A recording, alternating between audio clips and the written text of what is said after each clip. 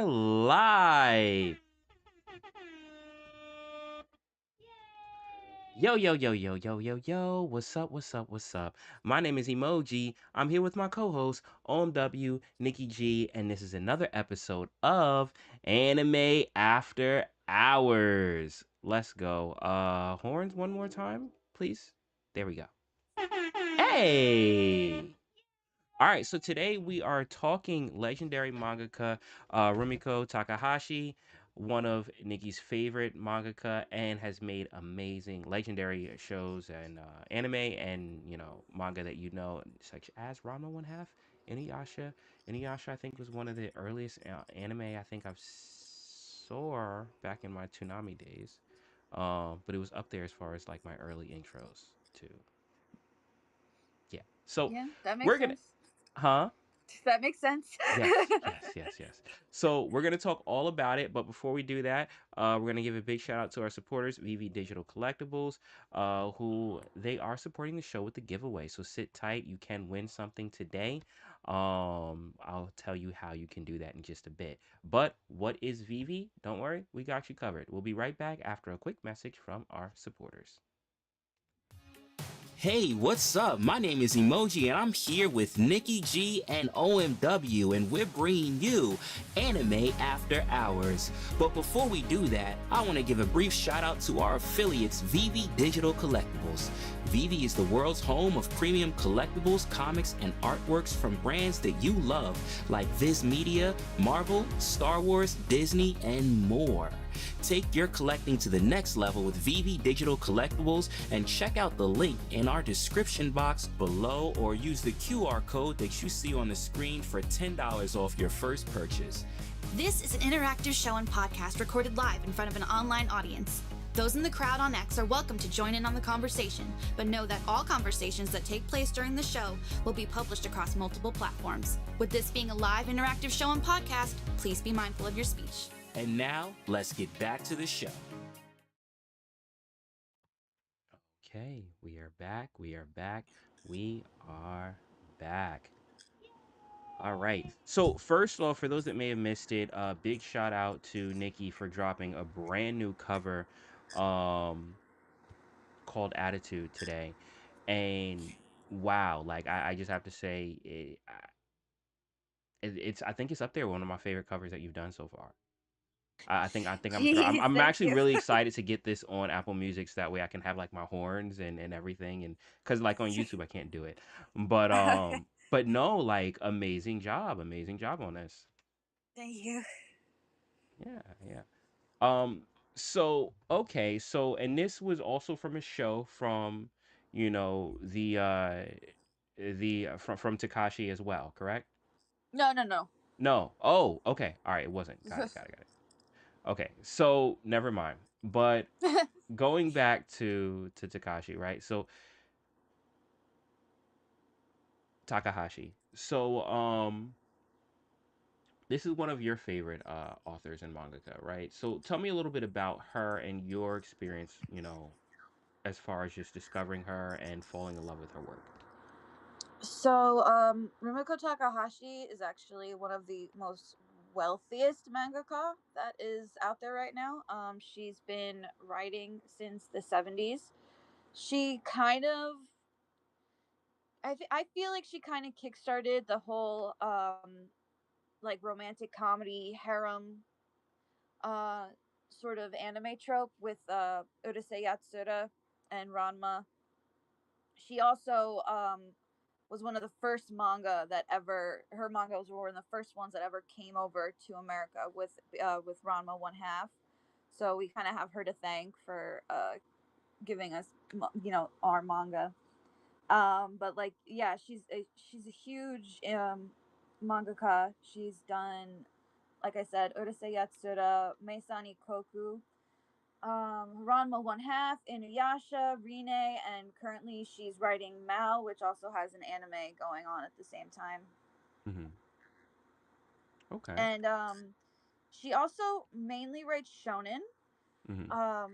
which isn't that strange because a lot of female authors write shonen, but a lot of them write it under pen names or don't even come out as women because of like a stigma. But I Mm. think because of how long that she's been doing it, like, she doesn't have to hide who she is. She's Rumiko Takahashi. So Mm-hmm.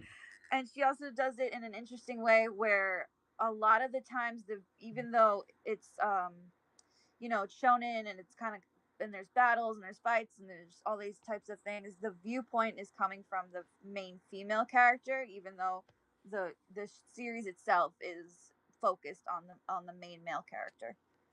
Mm. I which is an feel like, interesting viewpoint. hmm? Which is an interesting viewpoint because I don't think I've saw that too often before Inuyasha in like the late 90s. She did that Yeah. on purpose because they were like, "Well, we want you to write these types of stories," and she was like, "I don't really," but she's like, "I can't really get into the head of the male characters like that." So she figured out a way to write her stories where, even though you're seeing it through the female point of view, and it kind of is like the female is the one that's kind of experiencing all these things, it's still the male story that we're following. Mm-hmm. So kind of it's a very interesting juxtaposition that I feel like is very unique to her. I also will say that I feel like with her, she kind of pioneered the aspect of being able to even connect more so with male characters, right? Like, and you talk about, writers that came after her that drew heavy inspiration from her. Hmm. But I think now you're seeing even more so these shonen, big popular, shonen shows, that the creator is a woman, and we're Yeah. we're gonna go over, Full Metal, have an episode on Full Metal Alchemist as well. But I mean, you have these iconic characters, these iconic male characters, right? That's penned by women. Demon Slayer, another Hmm. example. And I think that with Takahashi, she kind of like pioneered that, right? Like I think that Yeah, I she. think for Mhm. sure she did. Yeah, for Yeah, sure. she's called the princess of mangaka. Yeah, I mean, she's really up there. I mean, Mhm. I think almost everything that she's written has been translated over here.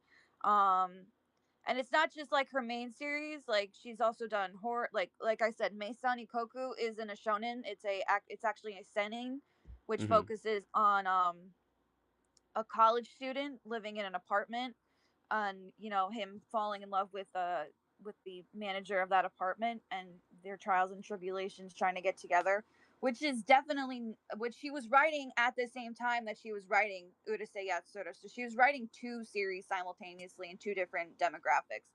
Mhm. So you kind of got to give her some pointers there for being so active and writing two incredible series at the same time. Yeah. Yeah, for sure, for sure. It's interesting. So, for me, like I watched Inuyasha back, back when it was airing and stuff. I saw most of this show. I didn't finish it, but I saw most of it. And I know that obviously they did the final act, or what, the conclusion, I guess, of it, Yeah. like Hmm. a few years, or like years later. But with that show, and even thinking about the character of Inuyasha, right, who's a male character, but you're with Kagome, but like the way that that character is written, and then you take Ranma also too, from Ranma One Half, and I like that she's fleshing out, these male characters where you're really connecting to them, right, on an emotional level. And I think that that's been something that has kind of sparked a lot when it comes to other writers now, when you're having like these male characters, but they're showing sides of themselves where there's a level of openness or vulnerability, or like just as far as with your emotions. And I think that that has kind of like adjusted or shifted a lot too, as far as even just the way that main characters are portrayed and shown, um, over the course of this time. Yeah, I mean, like, you take a character like Inuyasha and you look at him at face value. He's like, he's a brash young guy, battle ready, jumping into danger and all that kind of stuff. And then, but if you really look at him and you go through the story with him, he was a he was traumatized as a kid for being a half demon. He was tricked into thinking that the only person who ever loved him betrayed him and was stuck to a tree for 50 years. Um, and then she thought that he betrayed her too.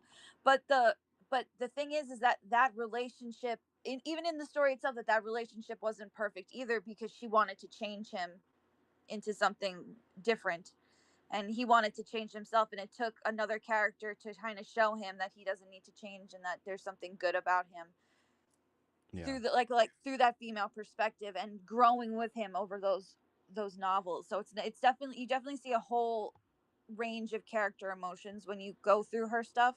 Hmm. She really takes that time to do that. What, in your opinion, right? What was it that you think made her gravitate towards the shonen genre, um, as opposed to just doing, more shojo anime? Because um I think that I you that know I was. Hmm.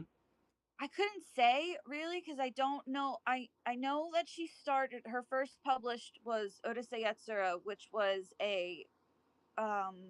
just supposed to be kind of like a gag comic for I mean, the way that it started, it was just the character Lum, which I think everybody knows who Lum is now. She's kind of like a mascot character. She's so Hmm. popular. Um, she was only supposed to be like a one-off, and the whole story was supposed to be that this guy Ataru, who's kind of woman obsessed, he goes through all these different trials and tribulations with all these different alien girls. But because Rumiko made such an incredibly cute and character that people just loved right away, all her editors were like, no, you have to keep Lum the whole time. And somehow Lum became a main character, which was never her intention. Hmm. And I think starting off in that kind of romantic comedy maybe is what kind of kicked her off into shonen. And Okay. she just kind of started there, and then it was running in the magazine that she's still being published in today. So I think Hmm. that's probably a big thing, is that she's just kind of she's just in her home. She's been in there since she's been publishing manga. So Yeah. Yeah, and I get that. And she does still, like, even though obviously like it's shown and there's still a lot of romance, involved in it. Um I mean, even with Ranma one half, it's, you have all of these different love oh yeah, interests in this complicated everything that web. she's everything that she's written has a romance subplot in Hmm. it. Every Yeah. single story. So in Urusei, it's Lama Notaru, and then Ranma, obviously it's Akane and Ranma, Kagome Inuyasha. Rine, it's Sakura and Rine, and then in Mao right now it's Nanoka and Mao. So I mean, she's not shy about the fact that she likes romance. Hmm. I feel you. And that it's an important part of her stories. I feel you. I feel you. Let me just check in with OMW. OMW, um are you a fan of any of, especially like Ranma one half or Inuyasha? Like, are you a fan of Love Inuyasha. I have not seen Ranma one half. Okay. Um, I did not know about Mao, but I will take a look into it. I see that it started in like earlier this year, like April, I believe, right Yeah. around there. Hmm. So I'll definitely take a look at into that. So, speaking of Ranma one half, real quick, and then we'll jump over to Inuyasha too. But speaking of Ranma one half, so actually, it's funny because that show has been recommended to me by a few people. There was someone that back when Crunchyroll was still a piracy website. Okay, Um, now hold on, there. hold on, hold on. Are we talking old Ranma one half? Or are we so talking new Well, remake Ranma one half? If Crunchyroll was still piracy, then we're talking old. so back then, Mm. right? There's a story behind it, right? So back then, someone that I used to get my anime DVDs from, because that's how you used to get them. You used to have an anime DVD supplier that you would go to and you get your anime DVDs from, and then you would watch them. So he would always tell me, "Look, you gotta watch Ranma One Half," and he gave me the whole series for free. He was like, "Look, I this is my favorite show. You have to watch it. Um, I'll give it to you. I'll make it even for free for you, and then just take it home and watch it." I was like, "Oh, word, yo, that's awesome, yo. I appreciate you, man. Yo, you my guy." Um, I actually didn't watch them. I did. I felt really bad. I felt really bad about this, but I didn't watch them. But it's been something that's always been on my list of things because everyone keeps saying you gotta watch Rama One Half. You gotta watch it, right? Mahalo told me I have to watch it, but fast forward to the future, right? He was like, "Yeah, you gotta watch it, but they're gonna do a remake, right? So if you want, just wait till that comes out and then just watch it." It's like, all right, bet I'm gonna watch it. So that's where I started watching the show. I'm almost done with season one. There's two seasons out, right? So I'm almost done with season Yeah, one. and the third season is being animated by Mappa, so there's been like a huge I think the first animation. season is animated by Mappa too. Like it's in the No, credits.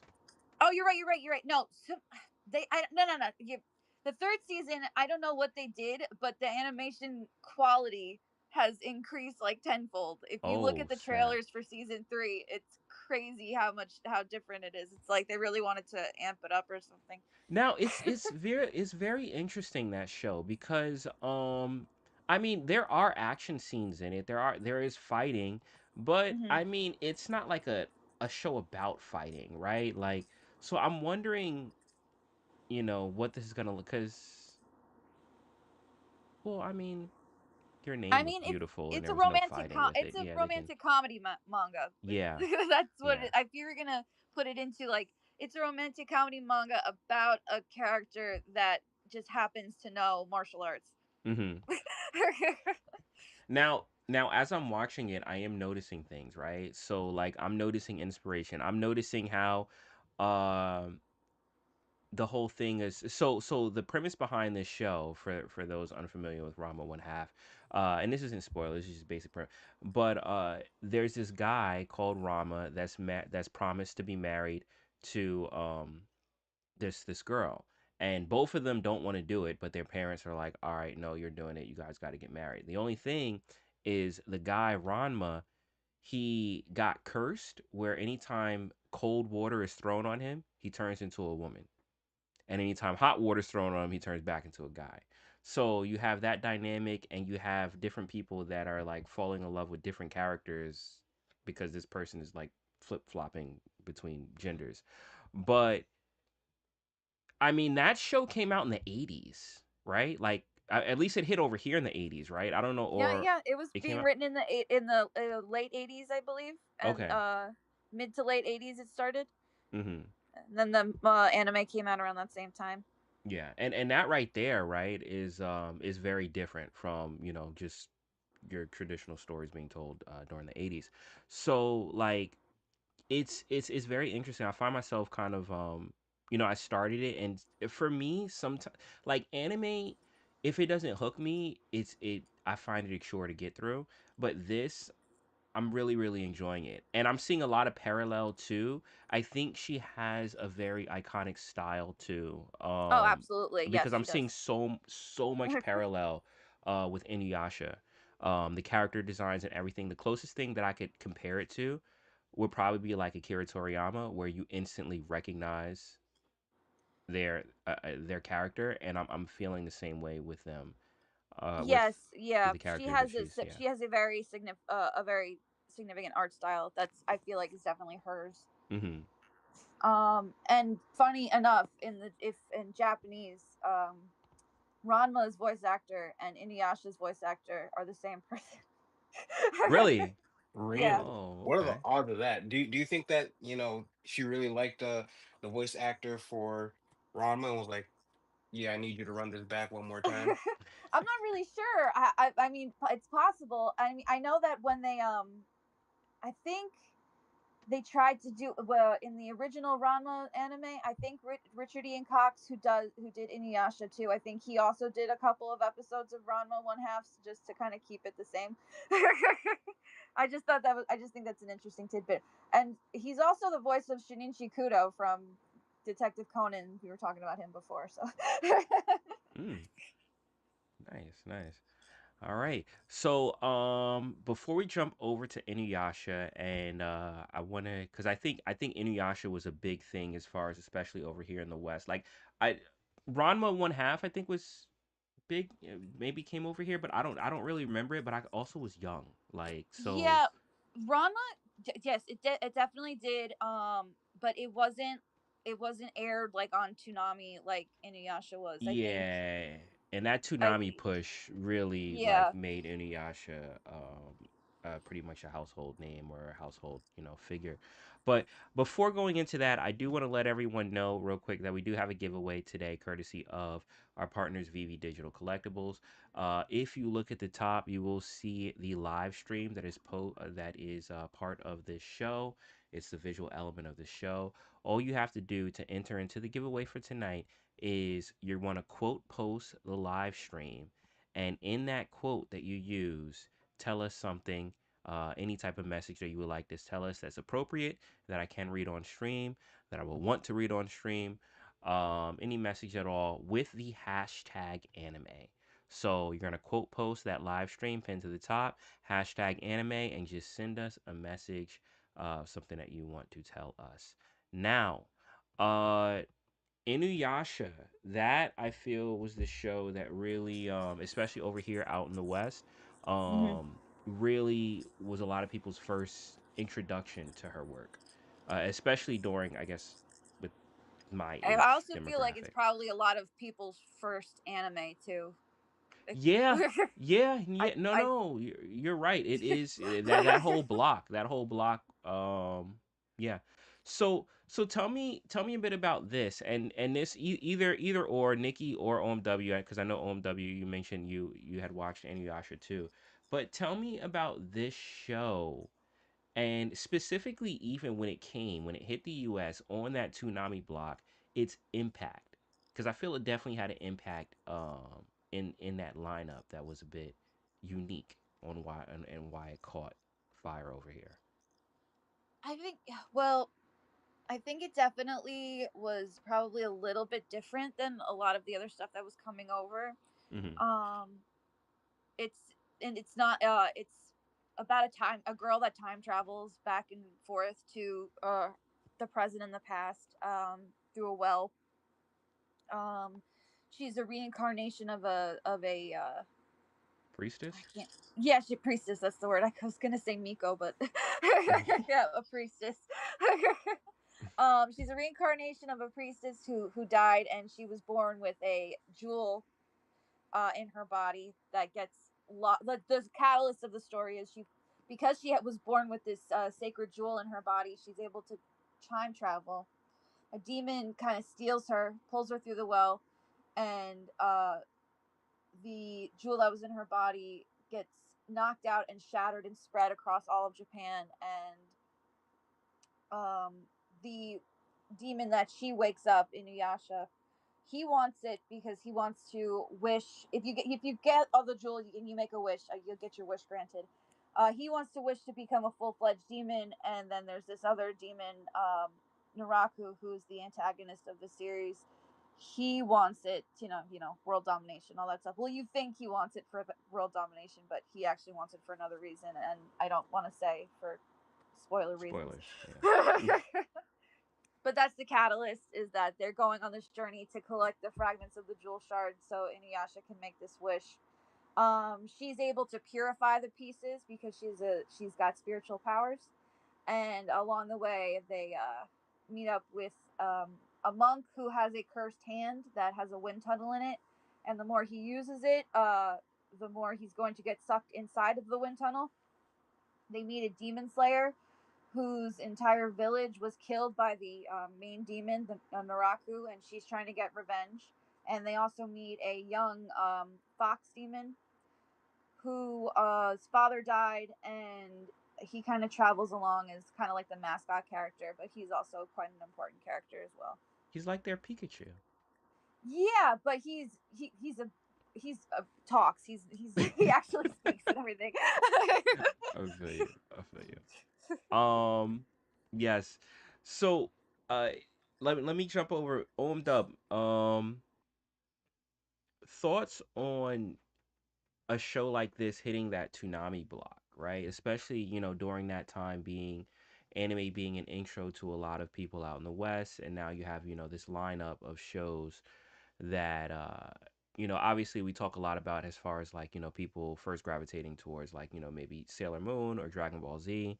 And now you have all of these lineup of shows that also give you a different type of taste of different type of stories that can be told in this medium, and Inuyasha being one of them. Thoughts going into it, like when you first, watched the show and you were like, what is this? You see, yeah, I really did enjoy Inuyasha from the jump. Mm-hmm. Now, it was different from what was being shown on Toonami at the time because you didn't have too many female protagonists, right? Like you had Sailor Moon, but besides that, like you just didn't see too much Mm-hmm. on TV around my parts, at least around my time zones. So it really did stand out. Like it wasn't your Dragon Ball Z powering up for 15 of the 23 minutes that it was on air. And it was just different. It was different. Like the whole storytelling, the flow and pacing of the show was just so different from anything else that was out at the time. Mm-hmm. It caught my attention.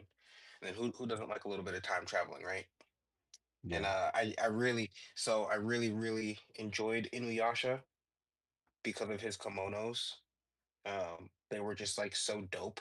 That's Mm-hmm. one of the reasons why I started to collect kimonos in my regular life. Um, it was just a really good show. It was a really good show. Like you got to remember back in those days,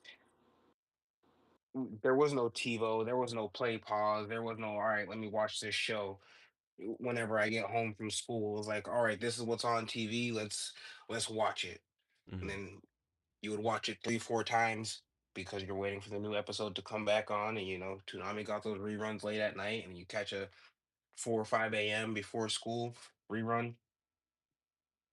It was a good show. It was a really good show. You know, what to me was really interesting about this specific show, Inuyasha, because it was a show that blurred the lines as far as who is this for. And it was one of the first shows that I would say that I saw that really, because the show was recommended to me by a girl. A girl recommended me watch the show, and then I'm watching it, and then it has different levels of like fighting, and I mean it's just it can get bloody on Oh because yeah, they for talk about sure. fighting demons and things like that. But it also has the romance element, and the one thing that I thought was really unique to me about this show, especially during a time where everything was kind of like very black and white, right? Like Dragon Ball Z was for I mean, of course, like, women, girls could watch it, but like it was a boys show, right? Sailor Moon was a girl show. Cardcaptor Sakura was a girl show, right? And you had, Gundam was a boy show. So you had all of these shows that you kind of like knew this was for this person. And then you had Inuyasha that came in, and I didn't know who it was for. It was a show that was for everyone. Yeah, And I feel like no, I know I agree with you 100%. I feel like she blurs the lines very well mhm, because I know a lot of people have felt like, oh, she writes shojo. Like, no, she doesn't. She is written almost entirely shonen her entire career.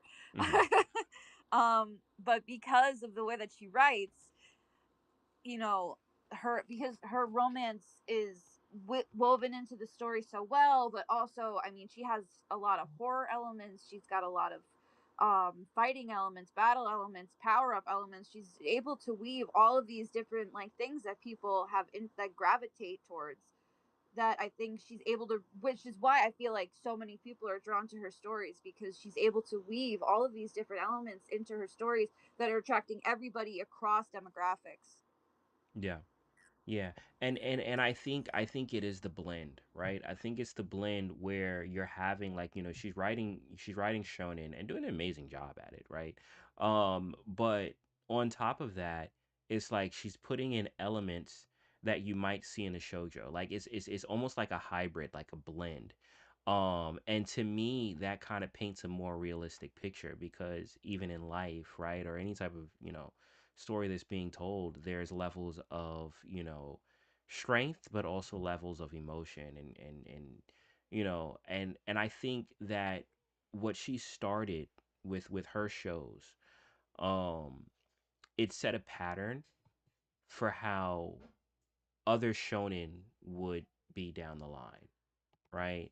Like, and you go to, and like I said, we'll have, episode covering Full Metal Alchemist, but you go to shows like, Full Metal Alchemist, or Demon Slayer as well. You have these emotional bonds between characters. Both of those shows being sibling bonds, right? And even though your main character is male, um, it's evoking a lot of emotion, and I feel like that happens now because of the lines that she blurred back then, in making, shonen have the emotion that it did for her shows. I I just wanted to say, because we are going to be talking about Hiromu Arakawa, Mm-hmm. who created Full Metal Alchemist and who was very very much inspired by Takahashi, Mm-hmm. and because Takahashi trailblazed female artists and male she's a female artist in a male dominated profession, right? Yes. Males are mostly writing shonen, and if females are writing shonen, they're doing it under pen names. Um, but she, since the get go, she has been, full out. I am a woman. I am writing these stories. I am writing these stories for generally for boys, but I am doing it and I am kicking ass at it, and I am one of the best. I And I gotta hear you think, on that. yeah, and Hiromu Arakawa wrote another incredible shonen story, which deals with a lot of the same thing. I mean, there's a slight romance subplot in there too, and it deals with a whole bunch of blending. And I feel like you know these women are so incredible, and they need to be celebrated for what they've done and what they brought to you know anime and manga. There we go. Let's hit another yay. And actually, on that point, she's so impactful to the culture of manga as a whole. Like, I didn't realize how notorious she was throughout the world.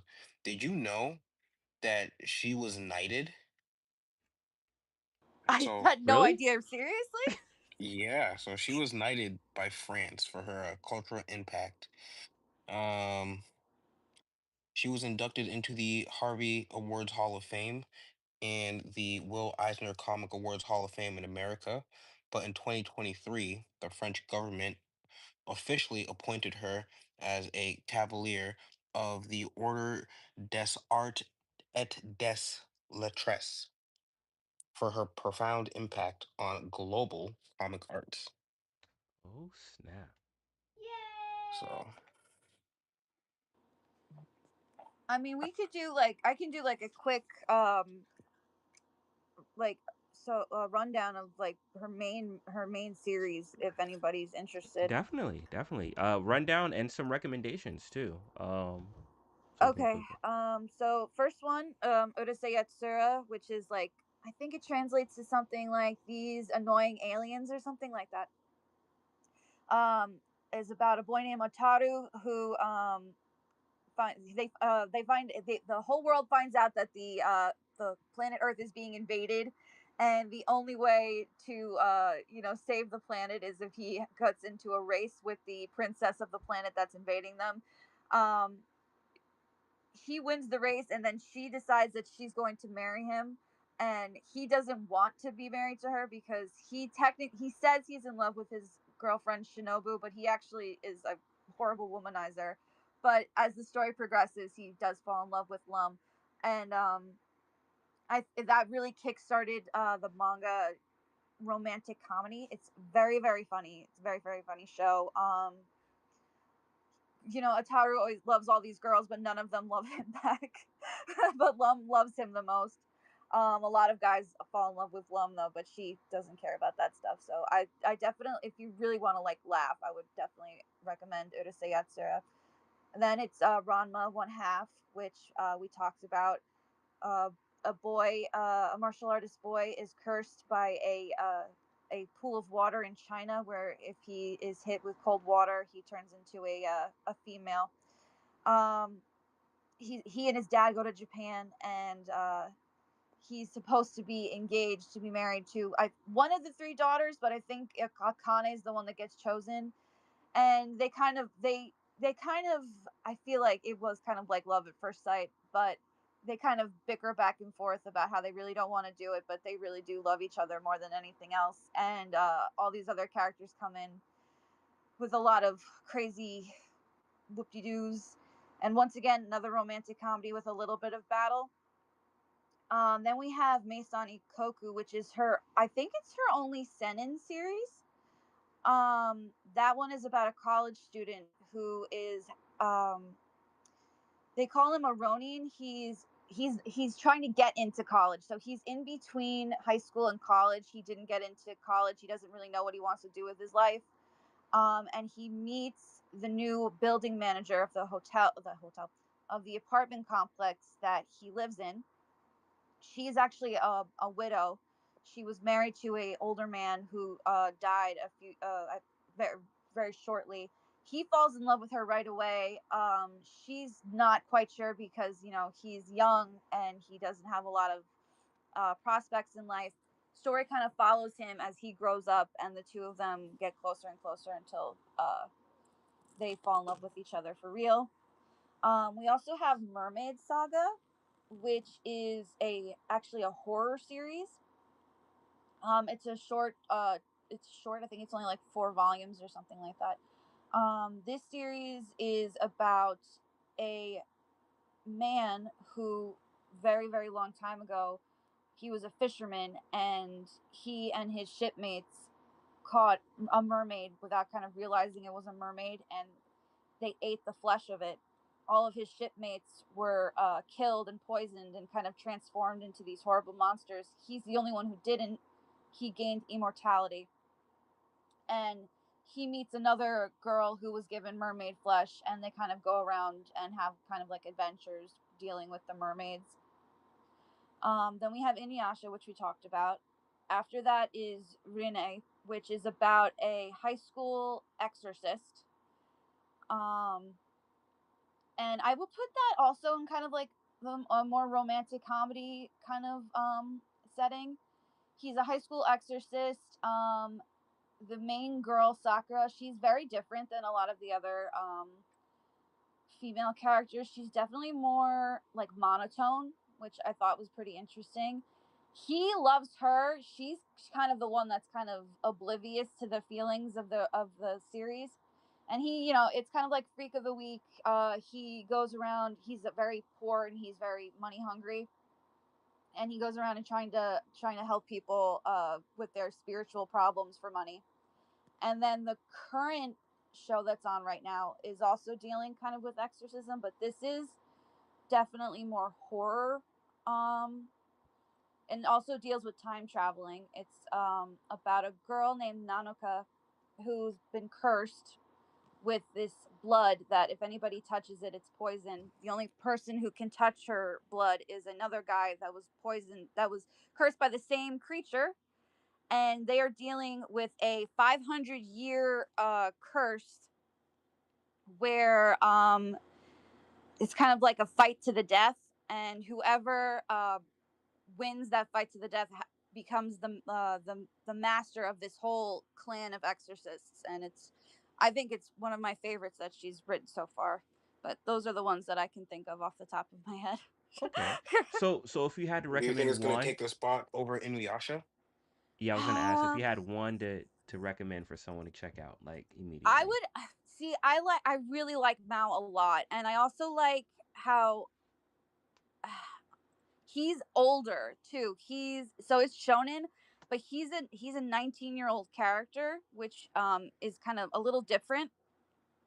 Um he technically he's been living for such a long time, and you get to see the difference between how he was when he was first cursed and how he is now, and all the different characters. And I think, and because I like horror so much, I think that's also what makes me gravitate towards Mao more than, I mean, Inuyasha will always be one of my favorites, but right now I think Mao is my top, and I just love it so much. I'm really enjoying it.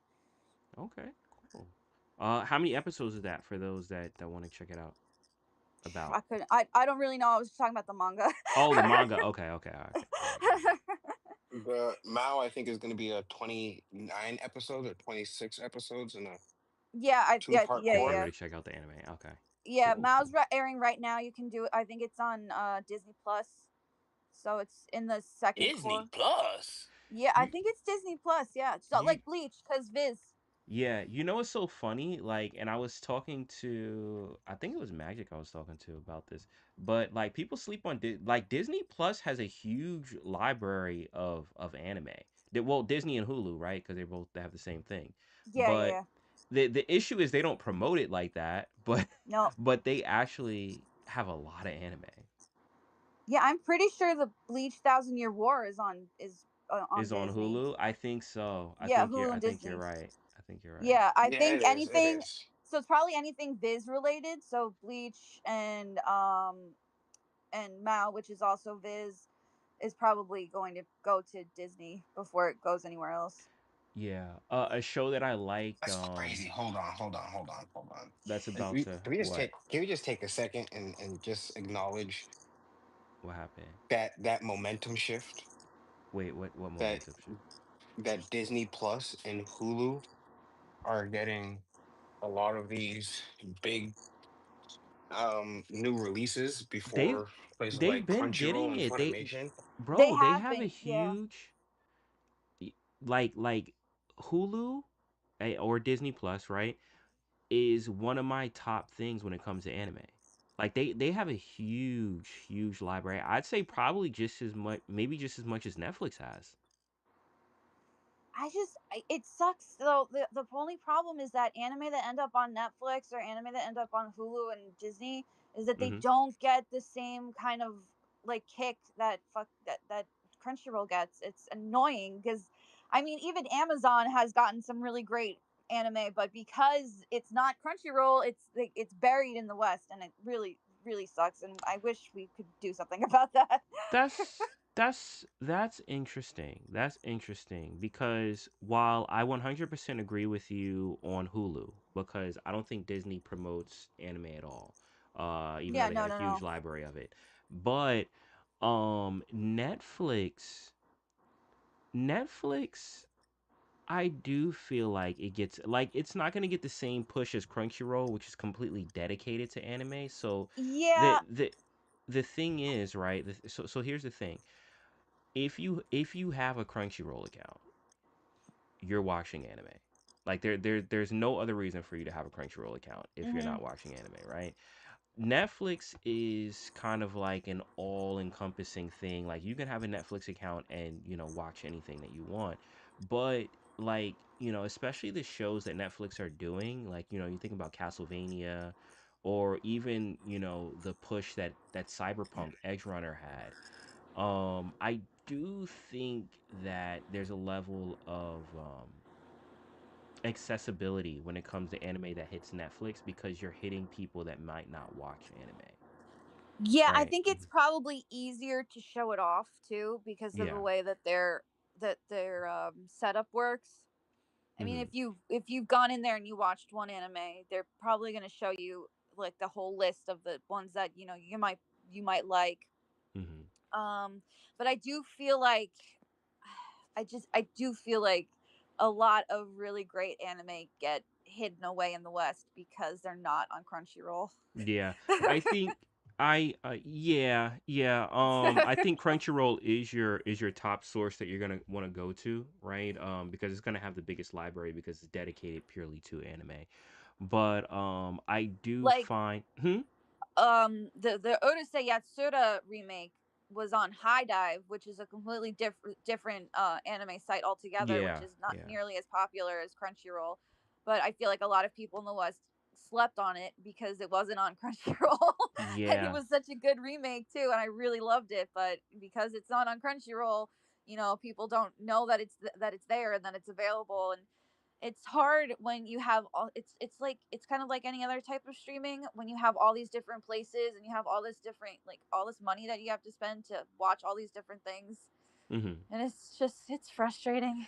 Yeah, yeah, it is. It's a lot of different places to go to. I say for me, like my top three are Crunchyroll, Netflix, and Disney Plus. Um, but yeah, I mean, High Dive is another one that has stuff that you know that's not on any of them. But I will say that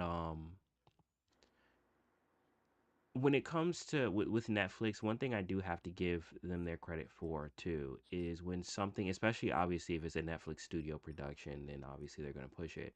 But I feel that Netflix also has played a role in getting people that don't watch anime to give it a chance, right? And it's because it's popping up on on an algorithm of a site that isn't necessarily geared towards Crunchyroll. Crunchyroll has the biggest library, but once again, if you have a Crunchyroll account, you're already watching anime, right? Like you're not getting a Crunchyroll account if you're not watching anime.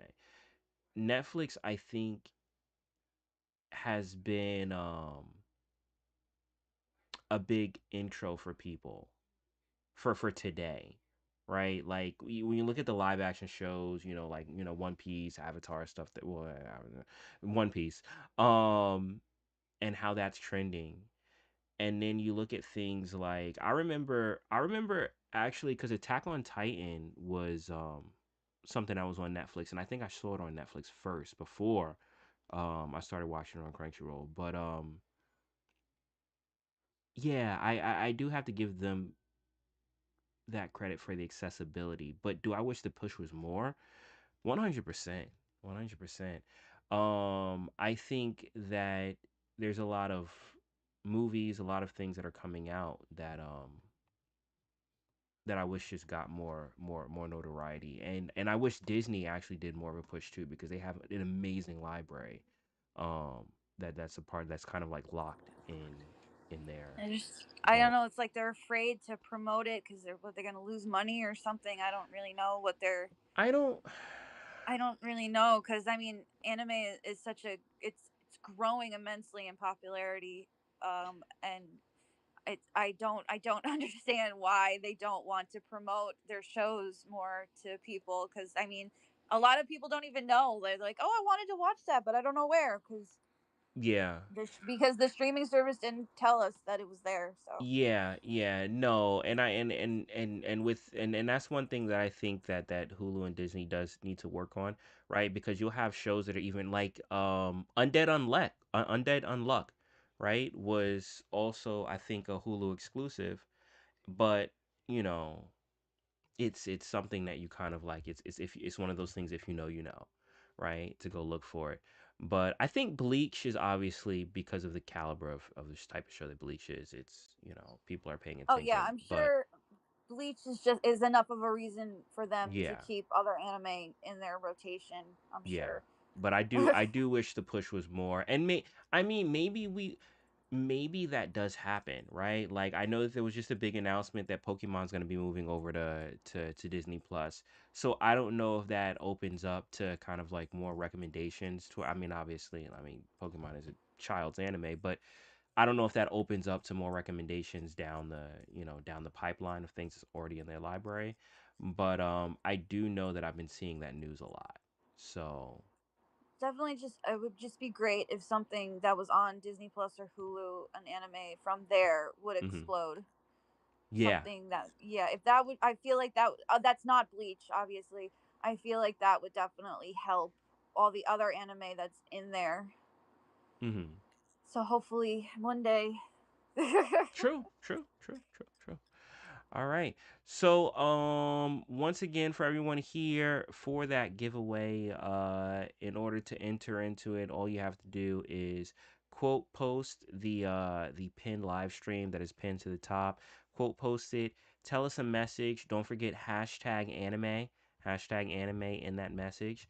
And you can enter into a giveaway for tonight to win a VV Digital collectible. All right. So, to kind of like wrap things up while people do that, did you guys have any final thoughts or anything that you guys wanted to kind of like just sound down when it comes to Takashi? I think Rumiko Takahashi deserves all the flowers in the whole world. Hmm. um, I think that she is an incredible woman who pioneered a genre of anime and manga that is still being, written today in their own ways. And I think she also inspired a lot of other women to write outside of the shojo demographic and create amazing stories. And I think that she is an incredible woman, an incredible writer, and all the props to her. Let's go. All right. OMW, did you have any words you wanted to say as we kind of sound down our final thoughts on the topic of tonight? I think that I think that I have some watching to do into Mao. I never knew that it was by the same mangaka who wrote Inuyasha, so I'll definitely take a gander at that and see how the storyline turned out. I can't believe that she got knighted in France. That's crazy to me personally. So shout out shout out to the princess of manga. Definitely, definitely, definitely. And I'll just add to that. Definitely shout out because I love when it comes to evolution, evolutions in storytelling, evolution in character development, and I feel that the precedent that she set to kind of like blend both worlds together, right? Shonen and also to adding emotional layer to it. I think that that also set a trend in some of the characters that we see today, some of the storylines that we see today.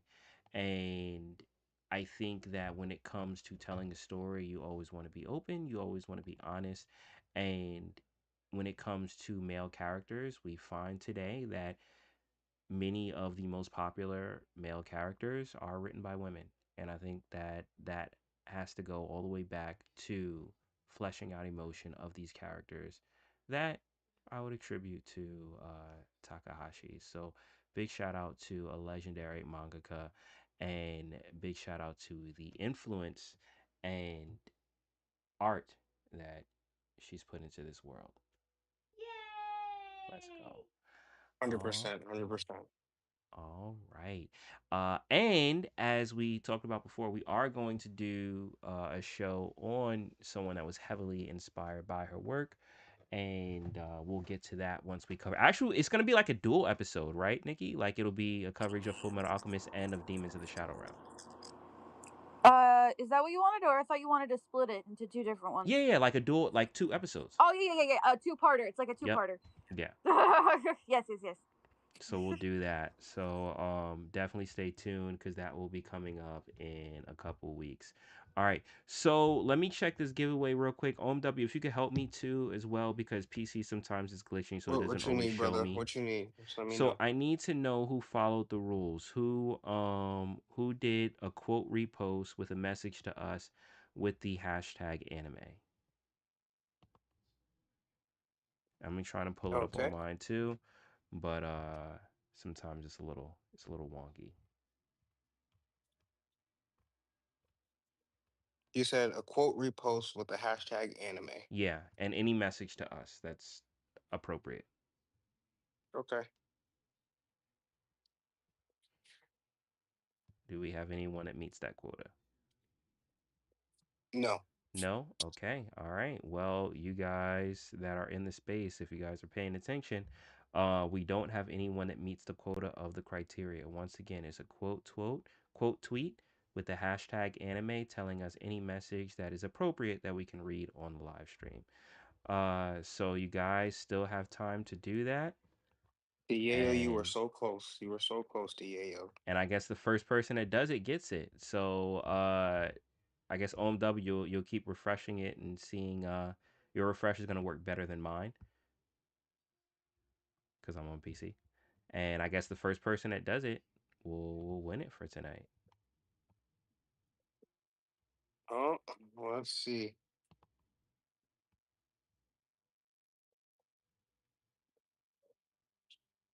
Remember, you need to have a tweet, Quote a tweet tweet with the hashtag hashtag anime anime and tell us saying something good any message as far as about the show that's appropriate. that's appropriate for X, YouTube, Spotify, Apple Music, and all streaming platforms because we are the first interactive podcast talking about anime and manga. Indeed, indeed. And my thing is all glitching, so OMW, I'm gonna leave that in Do I your have no? hands. Do we have no quote retweet? Oh, we have one from Static Collector. Static Okay. Collector. Was Let the me rules see. followed? Hashtag The anime. rules were followed. The rules were followed and followed by Doctor Strange, who also followed the rules. Just a little bit late, brother. A little bit late. Okay. So who was the first one to do it? Static, you said was the first one to Static. do it? Static. Okay. Yes. All right. And what was the message? Because it's not letting me pull it up. Because I want to read The it for stream. message from I'm gonna Static throw his handle up. is Spirit Gun. Hashtag anime. Weird. What happened to your live stream? Why'd it go away? What do you mean it went away? Like this post says that it's unavailable now. I don't know. That's weird. It shouldn't be. It might be a glitch. But anyway, I do see it. We're wrapping up anyway, but I do see it and I have it up there. There we go. Shout out Static Collector. You won the giveaway for today. Congrats, congrats, congrats. All right. So once again, we are gonna close up with a song from Nikki. It's gonna be the song that we started out with, a brand new song that she did drop today. So stay tuned in the audience and we will do that. But final words before we close up. Any final words? Let's run it back same time next week. Let's go, baby. Thank you for listening. Hey, there we have it. Yeah, that too. Thanks for stopping by, guys. Love y'all. We appreciate y'all. Appreciate y'all. This will close the stream. I am going to hold the space open for a few more minutes, but everyone on the stream, thank you for tuning in. My name is Emoji. I'm here with OMW, Nikki G, and this has been another episode of Anime After Hours. We do this every Thursday, 7:30 p.m. for the pre-show, 8 o'clock p.m. for the main show, Eastern Standard Time. Come through X, check us out, and join the show. Until next time, take care, be easy, and